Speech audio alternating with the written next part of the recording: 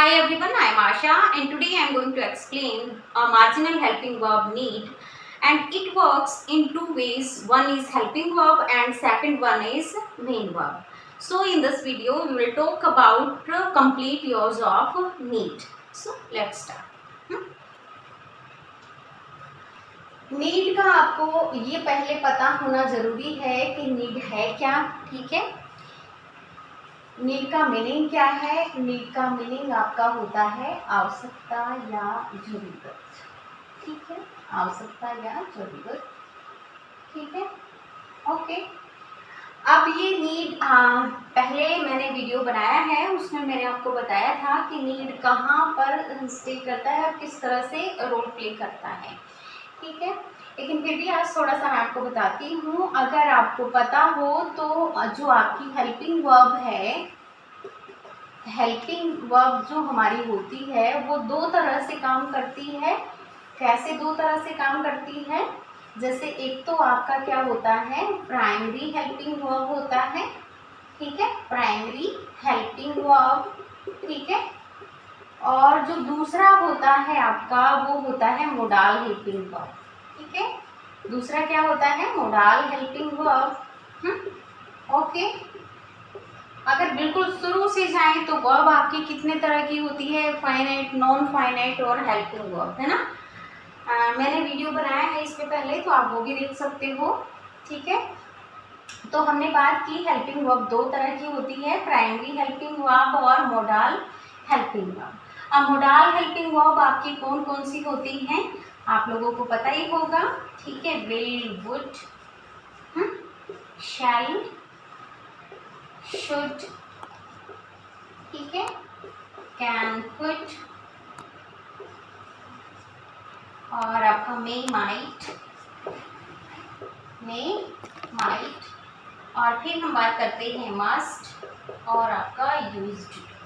ठीक है, मस्ट और टू, मस्ट और टू। ठीक है, ये हमारी 10 हेल्पिंग वर्ब हो गई, लेकिन तीन थोड़ी सी अलग रखी जाती हैं, उन्हीं के बारे में आज हम बात करते हैं, उनमें से एक के बारे में। ठीक है, इसी में आपकी होती हैं तीन और हेल्पिंग वर्ब, उनको क्या बोला जाता है? मार्जिनल। ठीक है, मोडाल हेल्पिंग वर्ब में ही तीन वर्ब्स आपकी अलग से रखी जाती हैं, उनको बोला जाता है मार्जिनल हेल्पिंग वर्ब। ठीक है, क्या बोला जाता है? Marginal helping verb. अब ये होती कौन कौन सी हैं? ठीक है, ये तो सबसे पहले हम नीड को ले लेते हैं। ठीक है, फिर है आपका डेयर, ठीक है, फिर है आपका यूज्ड। ठीक है, ओके। थोड़ा सा ये बेस तो मैंने इसलिए बताया है कि आपको ये पता लग जाए कि नीड आपका आया कहाँ से है, कहाँ से ये निकला है। ठीक है, तो देखो हमने बात की हेल्पिंग वर्ब दो तरह की होती है, प्राइमरी हेल्पिंग वर्ब और modal helping verb. Modal helping verb में हमने एक अलग से पार्ट बनाया मार्जिनल हेल्पिंग वर्ब का, और इसमें हमने बात की नीड, डेयर और यूज्ड टू। ठीक है, तीन आपकी ये क्या होती है? मार्जिनल हेल्पिंग वर्ब होती है। अब इनमें से आज हम बात करेंगे सिर्फ नीड की। ठीक है, तो मैं और रब कर देती हूँ और सिर्फ हम क्या रख लेते हैं? नीड को रख लेते हैं। हाँ, एक और बात आपको बतानी थी, ये यहाँ पर तीन अलग से क्यों रखी गई हैं? क्योंकि ये इनकी तरह रोल प्ले भी करती हैं और अपना एक अलग से रोल प्ले भी करती हैं। मतलब ये इनकी तरह भी काम करेंगी, यानी कि इन मोडाल की तरह भी रोल प्ले करेंगी। मोडाल का मतलब क्या होता है? Helping verb. ठीक है, क्या होता है? Helping verb. अब हेल्पिंग वर्ब का भी ये रोल प्ले करती है, लेकिन ये रखी अलग इसलिए गई है क्योंकि ये मेन वर्ब का भी रोल प्ले करती है, तीनों ही। ठीक है, इसीलिए इनको हमने अलग रखा है समझने के लिए कि ये तो सिर्फ क्या है? मोडाल का रोल प्ले करती हैं, लेकिन इनमें एक क्वालिटी और होती है, ये आपका मेन वर्ब का भी रोल प्ले करती हैं। ठीक है, वो किस किस तरह से करती हैं वो मैं आज आपको कंप्लीट तरीका आपको बताती हूँ। ठीक है, तो मैं इसको हटा दूं।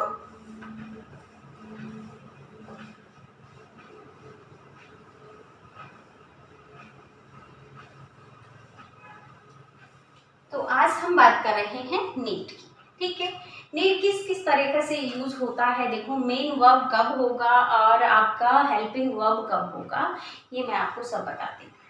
ठीक है, जैसे मैंने पहला वर्ड अगर ये लिखा I need your help, I need your help, मुझे तुम्हारी सहायता की ज़रूरत है। ठीक है, मुझे तुम्हारी सहायता की ज़रूरत है। अब हमें ये देखना है ये नीड कैसे यूज़ हुआ है, इसने यहाँ किसका रोल प्ले किया है। यहाँ पर ये मेन वर्ब है या आपका मोडाल है, ये क्या है। ठीक है, अब मैं आपको एक चीज़ बताती हूँ, इसने यहाँ मेन वर्ब का रोल प्ले किया है, ये मोडाल यहाँ पर नहीं है। इसने मेन वर्ब का रोल प्ले करेगा तब ये मोडाल नहीं होगा। समझ रहे हो आप, जब ये मोडाल का रोल प्ले करेगा ये तब मेन वर्ब नहीं होगा। तो यहाँ पर मेन वर्ब है तो इट मीन्स ये मोडाल नहीं है। Modal equal to helping verb, मैं लिख देती हूँ आपको तो समझ में आएगा। मोडाल हेल्पिंग वर्ब, ठीक है, modal is equal to helping verb. ठीक है, तो अब ये यहाँ पर मेन वर्ब का इसने रोल प्ले किया। देखो मैं एक और तरीके से लिखती हूँ, he needs your help, he needs your help. Okay, he needs your help, उसे क्या है, तुम्हारी हेल्प की जरूरत है। अब यहाँ पर ये देखो हमने क्या लगाया है, एस लगाया है ना, तो ये क्या है, यहाँ पर ये मेन वर्ब है, क्योंकि जब मोडाल का रोल प्ले करेगा तो एस या यस तो आएगा ही नहीं। समझ रहे हो, एस या यस तभी आएगा इसमें जब आपका ये मेन वर्ब का रोल प्ले करेगी। ठीक है, तो वो चीज़ आपको ध्यान रखनी जरूरी है। ठीक है, तो ये यहाँ पर भी क्या है, मेन वर्ब है। ठीक है, ऐसे भी लिख सकते हैं जैसे कि I need not go there, I need not go there, but यहाँ पर ये क्या है, नीड। अब देखो नीड यहाँ पर हेल्पिंग वर्ब के रूप में है, किसमें, हेल्पिंग वर्ब के रूप में है, कैसे, और ये है आपकी मेन वर्ब। ठीक है, ये है आपकी मेन वर्ब। क्यों, देखो ये नोट के साथ जब आए या इंटरोगेटिव में जब आता है आपका, तो इस तरह से जब आप इसको लिखते हो और आगे मेन वर्ब दे रखी है तो ये क्या रोल प्ले कर रहा है, अब हेल्पिंग वर्ब का।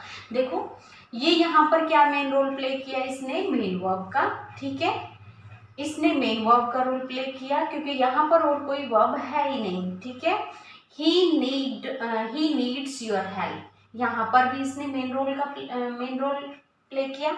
ठीक है, किसका, मेन वर्ब का। और यहाँ पर इसने हेल्पिंग वर्ब का रोल प्ले किया। क्यों, क्योंकि यहाँ पर आगे वर्ब दे रखी है। देखो अगर मैं इसी सेंटेंस को अगर ऐसे लिख दूं, आई नीड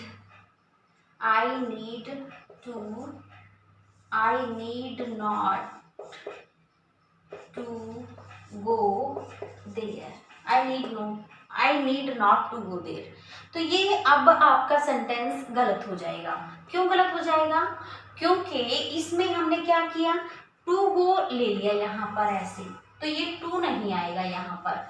जब हम इसको मोडाल के रूप में लेते हैं ना तो यहाँ पर टू नहीं आएगा, सिर्फ आपको सीधा ही लिखना पड़ेगा I need not go there. ठीक है, तो इस तरह से आप इसको कर सकते हो। ठीक है, और कब ये मेन रोल का प्ले करेगा, मेन वर्ब का, कब ये हेल्पिंग वर्ब का रोल प्ले करेगा, ये आपको पता होना चाहिए। एक चीज़ और है, देखो हेल्पिंग वर्ब और मेन वर्ब आपकी होती क्या है।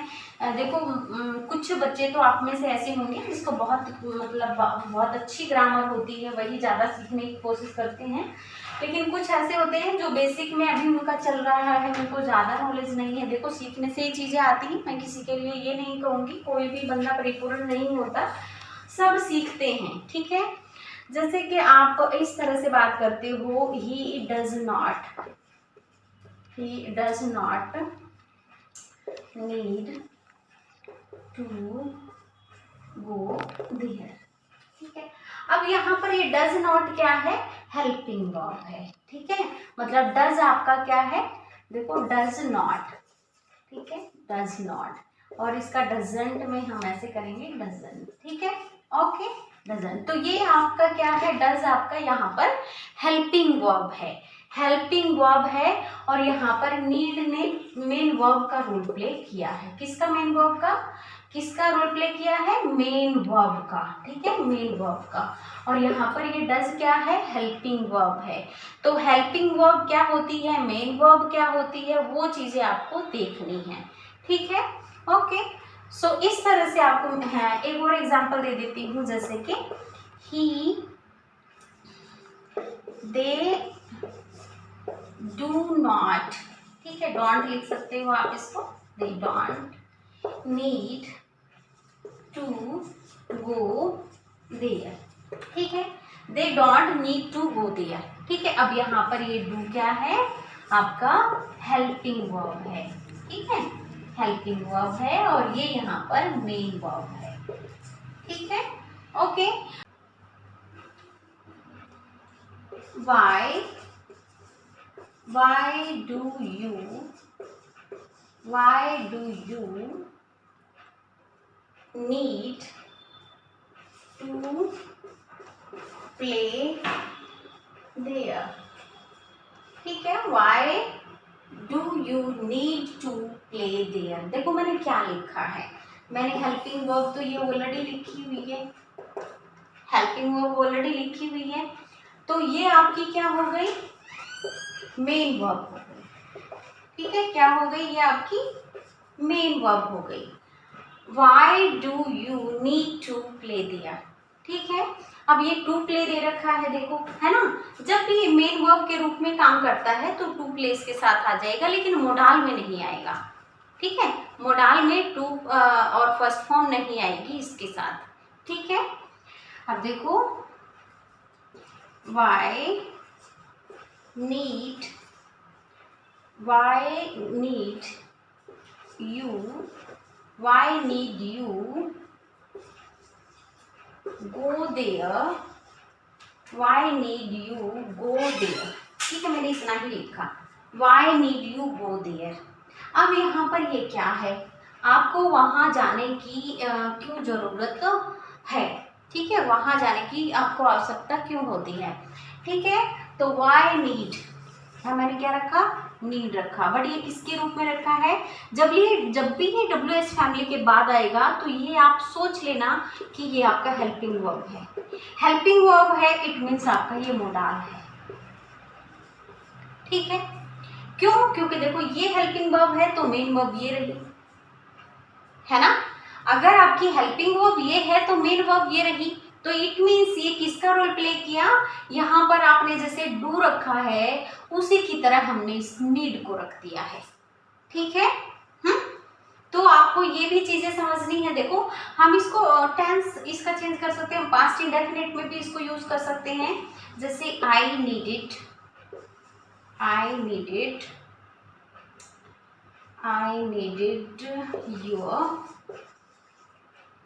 Your help, I needed your help, ठीक है, I needed your help, मुझे तुम्हारी जरूरत थी, ठीक है, I needed your help, ये आपका क्या है? अब मेन वर्ब, ठीक है, क्या है? Main verb. क्यों है मेन वर्ब? देखो आपने देखा ही है इसको कि इसके बाद ना तो कोई आपकी मेन वर्ब दे रखी है और सीधा सेंटेंस में सेकंड फॉर्म में दिया है, तो पास्ट इंडेफिनिट में हो गया, तो ये मेन वर्ब का ही रोल प्ले कर रहा है आपका, ठीक है। अगर मैंने इसको ऐसे रखा, देखो, I did not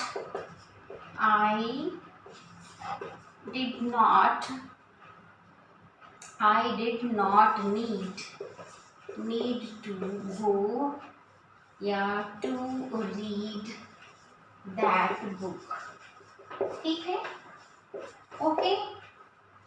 I did not need to read that book। अब देखो कैसे, I did not already helping verb है, और ये क्या है? मेन वर्ब है, ठीक है, क्या है? मेन वर्ब है, और टू रीड इंफिनिटिव के साथ आपने ज़्यादातर देखा है, तो ये मेन वर्ब का रोल प्ले करती है, ठीक है। लेकिन पहले हमें यहाँ से चीज़ें नोट करनी शुरू करनी पड़ेंगी। हेल्पिंग वर्ब ऑलरेडी दे रखा है, हेल्पिंग वर्ब के बाद क्या आया आपका? मेन वर्ब ही आएगा, है ना। और इस तरह से टू रीड, अब ये मत सोच लेना कभी टू रीड भी तो आपका दे रखा है, तो नहीं, हमें पहले क्या देखना है? हेल्पिंग वर्ब देखनी है, उसके बाद मेन वर्ब आती है आपकी, है ना। तो वो चीज़ें आपको नोट करनी पड़ेंगी। ठीक है, देखो एक बार फिर से, why do you need to play there, आपको वहाँ मतलब वहाँ खेलने की ज़रूरत क्यों होती है। ठीक है, ओके। तो देखो इस चीज़ को आपको नोट करना है, डू यहाँ हेल्पिंग वर्ब है, नीड यहाँ मेन वर्ब है। अब दूसरे सेंटेंस में हमने लिखा why need you go there, आपको वहाँ जाने की ज़रूरत क्यों होती है। ठीक है, तो क्यों है इस तरह से भी ले सकते हो, क्यों होती है वो भी ले सकते हो। ठीक है, तो नीड आपको मेनली नोट क्या करना है, नीड, नीड यहाँ हेल्पिंग वर्ब के रूप में आया है। ठीक है, नीड, यू के नीड के बाद क्या दे रखा है, देखो सब्जेक्ट दे रखा है आपका, और फिर यहाँ पर फिर आपकी मेन वर्ब दे दी है, तो इसलिए यहाँ पर ये क्या हुई, आपकी हेल्पिंग वर्ब हुई। देखो नीड को समझने का तरीका यही है और कुछ भी नहीं है, आप सेंटेंसेस के बना बना के देखो। क्यों, क्योंकि जब आपको ये पता लगेगा, पहले आपको ये पता होना चाहिए हेल्पिंग वर्ब क्या होती है, मेन वर्ब क्या होती है, उसके बाद इस टॉपिक को अगर समझने बैठोगे तो इजीली आपको समझ में आ जाएगा। हेल्पिंग वर्ब मतलब जो आपका डू और डज के इक्वल जब रोल प्ले करेगा ये आपका, ठीक है, यहाँ आपके किसी सिंपल सेंटेंस में आता है, लेकिन ज़्यादातर आपको ध्यान ये रखना पड़ेगा नेगेटिव में और इंटरोगेटिव में, नेगेटिव और इंटरोगेटिव में इसकी मुख्यतः रहता है ज़्यादातर। ठीक है, तो इस चीज़ का भी आपको ध्यान रखना है, जैसे डू और डज का रोल प्ले होता है उसी तरह नीड का भी होता है। ठीक है, ओके। और अगर आपका मेन वर्ब के रूप में आया है तो उसको आप इजीली पहचान लोगे, क्योंकि कोई ना कोई हेल्पिंग वर्ब वहाँ पर दी हुई मिलेगी आपको। ठीक है, अगर सिंपल सेंटेंस है तो भी पहचान लोगे, है ना, okay.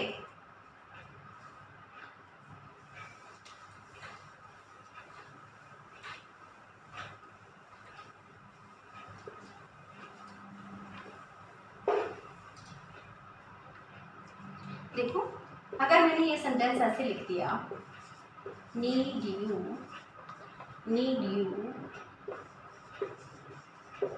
Play there, need you play there, ठीक है, नीड दे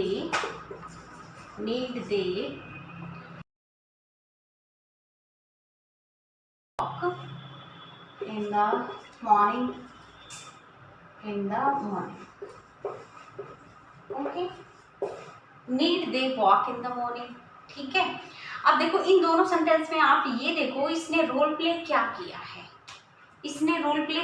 है, पहले ये चेक करना पड़ेगा आपको। देखो जैसे आप डू रख सकते हो, यहाँ पर डू रख के सेंटेंस को देखो एक बार, डू यू प्ले देयर, क्या तुम वहां पर खेलते हो।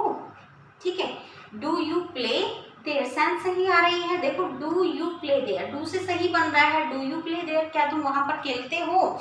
इसकी सेंस थोड़ी सी देखो आवश्यकता की सेंस में आएगा, नीड यू प्ले देयर, क्या आपको वहां खेलने की आवश्यकता है।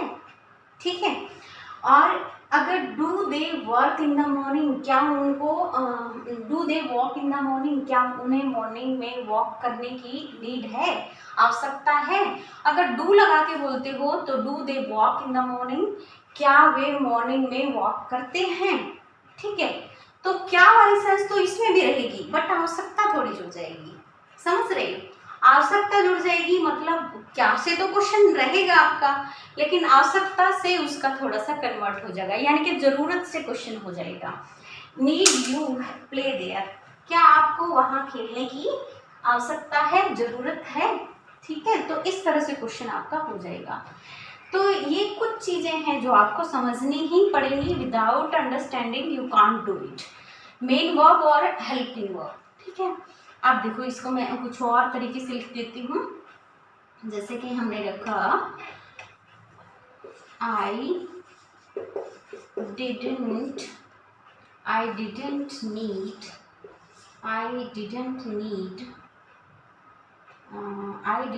need to sing a song there। ठीक है, I did not need to sing a song there, मुझे वहाँ मतलब गाना गाने की कोई नीड या आवश्यकता नहीं थी, ठीक है, ओके। तो I did not need to sing a song there। ठीक है, अब आपको ये देखना है, जब ऑलरेडी आपकी हेल्पिंग वर्ब दे रखी है तो ये क्या होगी, मेन वर्ब होगी। और ये मेन वर्ब ज़्यादातर होती है तो आपका ये टू सिंग भी आ जाता है, यानी कि टू और फर्स्ट फॉर्म आ जाती है। तो सारी चीज़ें इसने फॉलो की हैं। समझना आपको पड़ेगा कि ये हेल्पिंग वर्ब ऑलरेडी दे रखी तो ये मेन वर्ब हो गई। अब ये मोडाल नहीं है, ठीक है, अब ये मोडाल नहीं है, ठीक है। अब देखो, आई need not sing a song there. I need not sing a song there. अब इस सेंटेंस को देखो, एक बार आप समझ के देखो, I need not sing a song there. आप एक बात मुझे बताओ, जब नोट आता है या तो आप डू नोट रखते हो या आप क्या रखते हो, मतलब डज नोट रखते हो। अगर आपका सब्जेक्ट चेंज हो जाता है तो ही आ गया तो ठीक है, क्या रखोगे आप, नॉट। तो एक चीज़ आपको समझने की है, देखो वही चीज़ उसी तरह का रोल प्ले कर रहा है। डू नोट या डज नॉट आप सब्जेक्ट के अकॉर्डिंग देख लेना, आई नीड नॉट या आई डू नॉट, ठीक है। आपने पता ही है नॉट के साथ आप क्या रखते हो, हेल्पिंग वर्ब रखते हो, है ना। तो उस हेल्पिंग वर्ब का ही इसने रोल प्ले किया है, इस हेल्पिंग वर्ब का ही रोल प्ले इसने किया है, ठीक है। तो ये चीज हमें नोट करनी है, I need not sing a song there, ठीक है। अब यहाँ पर ये क्या है, आपकी हेल्पिंग वर्ब है। हेल्पिंग वर्ब है तो मेन वर्ब ढूंढो। अब मेन वर्ब आपकी ये रही, और ना ही इसमें आपका टू आएगा। जब ये मेन वर्ब का रोल प्ले करेगी तो इसमें इन्फिनेटिव यानी कि टू प्लस आपका फर्स्ट फॉर्म नहीं रहेगा, ठीक है। जब भी ये आपका हेल्पिंग वर्ब का रोल प्ले करेगी तो इस तरह से टू प्लस इन्फिनेटिव नहीं आएगा, लेकिन जब मेन वर्ब होगी तो टू प्लस वर्ब की फर्स्ट फॉर्म आपकी आ जाएगी, ठीक है। ये भी चीज़ें नोट करने वाली हैं, ठीक है। तो आई होप आपने ये समझा होगा बहुत अच्छे से, और मैंने भी कोशिश की है आपको समझाने की। So thank you very much.